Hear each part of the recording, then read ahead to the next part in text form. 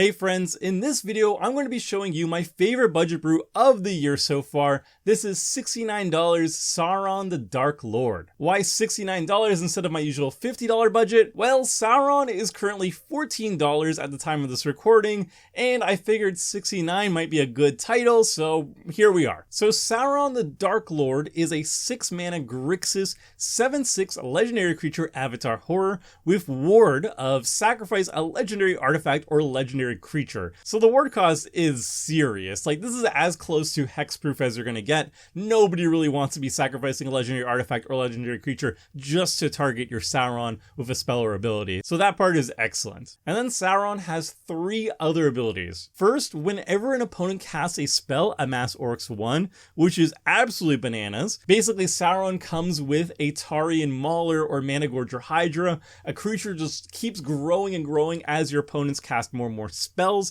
and it replaces itself. Whenever it dies or whatever, it doesn't matter because the next spell that your opponent casts is going to make a new version of it. So this ability is absolutely bonkers. It basically makes Sauron an army in a can. Literally, it brings another army with it constantly onto the battlefield. And then it has 2 more abilities. Whenever an army you control deals combat damage to a player, the ring tempts you, and whenever the ring tempts you, you may discard your hand. If you do, draw 4 cards. Now, the most popular direction to take the Sauron deck, at least on EDH Rec, is to focus on the army aspect of the deck. Sauron makes a giant army constantly, so it makes logical sense to pump up those orc armies with Eternals and whatever stuff to make it even more powerful. But that's not what I'm interested in. I'm actually interested in the last ability, where Sauron can repeatedly just wheel your hand away and draw 4 more cards. I think that ability is far more interesting and far more powerful than just focusing on pumping up my army, which I think is already strong all by itself. It doesn't really need any more help. So what I did with my budget brew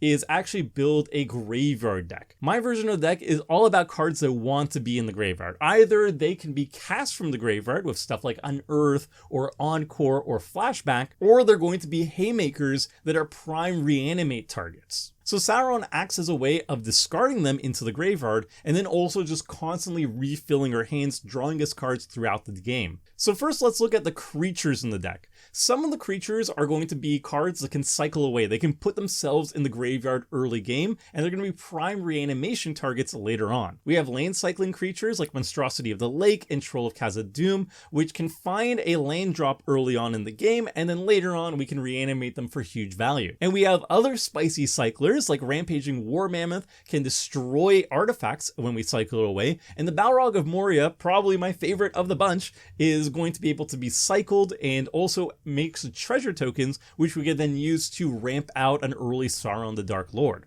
And then we have a bunch of creatures that can actually reanimate themselves from the graveyard once they're there, so we don't actually need to waste a reanimation spell to get them back. We have unearthed cards like Corpse Connoisseur, which when they enter the battlefield, they can actually tutor up a creature to put into the graveyard. And then we have a whole bunch of encore creatures like Anthem Mutineer, which exiles opposing creatures, Elvish Dreadlord, which is a very sweet board wipe in the graveyard, and Rakshasa Debaser, which reanimates our opponent's creatures while also smashing them for 6 damage. And then we have a bunch of other creatures that want to be in the graveyard but don't have a specific keyword about the graveyard. For example, Anger and Wonder provide haste and flying to all our creatures as long as they're just chilling in the graveyard. These cards are MVPs of basically any graveyard deck. They're so awesome. And then we have 2 really cool tech cards. Scavenge Brawler can give any creature on our side of the battlefield flying, vigilance, trample, lifelink, and 4+1/+1 counters. This is the perfect card to buff up our Sauron the Dark Lord,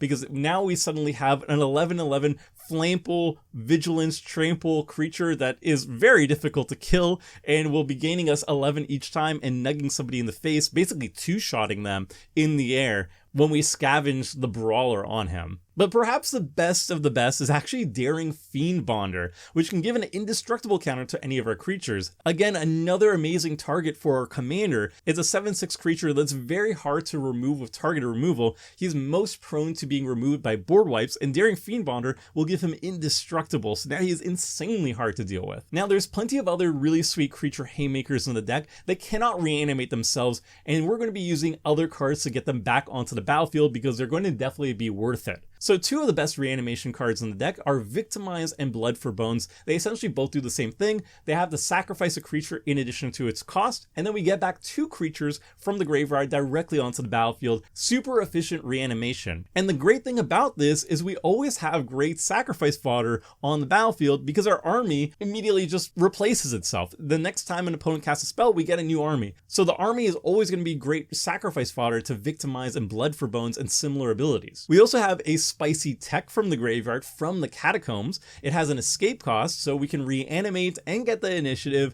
from the graveyard, so we can discard it early and then just use its ability, escape it, and cast it from the graveyard, which is super awesome. But perhaps the coolest and strongest reanimation spell on the top end is Breach the Multiverse. Everybody mills 10 cards, and then we get to steal a creature from every person's graveyard and put it directly onto the battlefield.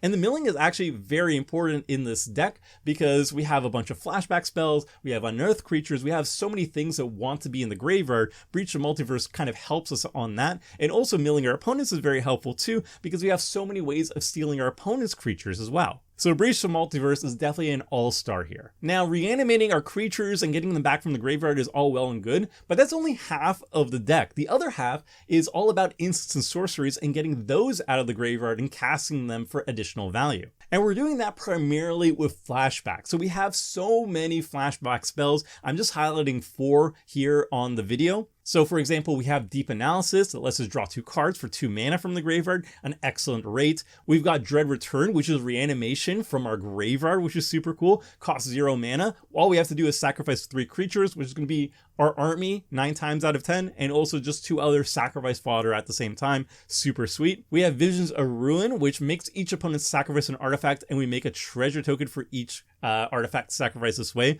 It has a flashback cost of only 4 mana because Sauron costs 6, so it has a 6 mana reduction. And we have Summons a Saruman. This is a brand new flashback spell that's really powerful here. It amasses Oryx X, it mills X cards, and then we get to cast an instant or sorcery spell with mana value X or less from among them without paying its mana cost. We have a bunch of instant sorceries, a lot of them are reanimation spells. This mills stuff, so it puts more stuff into the graveyard to reanimate later. It's all really good. There's a lot more flashback spells in this deck, but we're going to keep moving on to some of my favorite cards in the entire deck. Number 1 is Quiet Speculation. It's been a pet card of mine that I keep singing the praises of basically every single year, and every single year it keeps getting better because we just keep getting more and more flashback spells being printed. It's essentially a Buried Alive for 2 mana. We tutor up 3 flashback spells from our library, put them directly into the graveyard. It's just an amazing rate. Then we've got Gravebreaker Lamia, which tutors up any card from our library straight into our graveyard, and spells we cast from our graveyard cost 1 less to cast. So this doesn't help with activating abilities from the graveyard, so it doesn't help with Unearth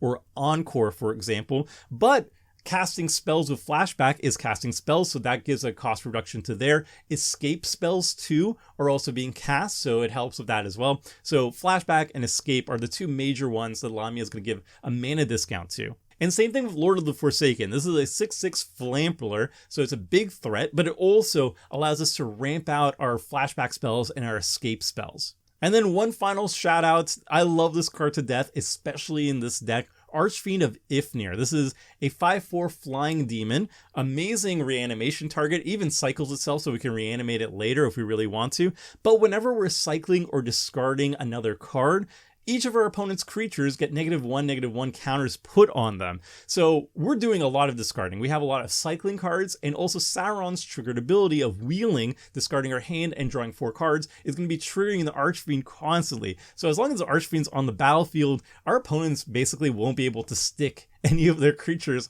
on the battlefield. So this is just an amazing recurring board wipe, asymmetrical board wipe in this deck. It's just freaking awesome.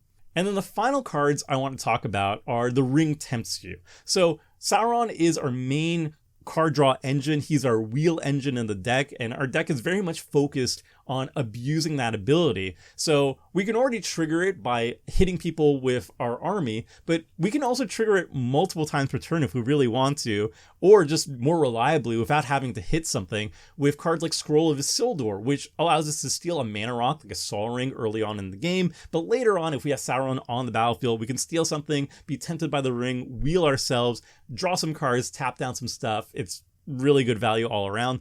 One ring to rule them all. This card's been annoying me because it's going up in price and making me readjust the deck list prices over and over again. So very annoying, but very powerful. It tempts us by the ring, it mills us, all really good stuff, and it also destroys non-legendary creatures, all great stuff for us. In the Darkness binds them, also really sweet here. It tempts us 3 turns in a row. It gives us sacrifice fodder or chump blockers, whatever, and then it lets us steal a creature for each opponent, which we can then sacrifice for value, like to Dread Return, for example, or to our next card, Golem, Patient Plotter, which we can easily discard, get back from the graveyard by sacrificing an army or something we stole, for example. And then whenever it dies, maybe we sacrifice it to something else. The ring tempts us, so we continually trigger Sauron, continually discard our hand, draw 4 more cards, can constantly refill. This deck is super sweet. I just love this deck. Oh, it's so much fun. All right, I can keep gushing about all the cards in the deck, honestly. There's a lot of really sweet tech that I added to this deck. It's my favorite deck of the entire year, of all the budget brews I've done. So this is the deck list. You can find the full article. I did a full primer accompanying this video. You can find it pinned in the comment section. You can find it in the video description. So if you just want to see the deck list, there it is in the comment section. And then I've also included a $200 list. The $200 list is the exact same playstyle as the 69 version, except we've just made a lot more improvements throughout the decks. Most notably the lands. We have stuff like Xander's Lounge, so we have a Triumph that we can fetch very easily. We have more lands that enter the battlefield untapped and tap for multiple colors. And then we just added more staples. So stuff like Entomb, for example, is really good. It tutors up any card from our library, puts it directly into our graveyard so we can reanimate it or reanimate itself later on.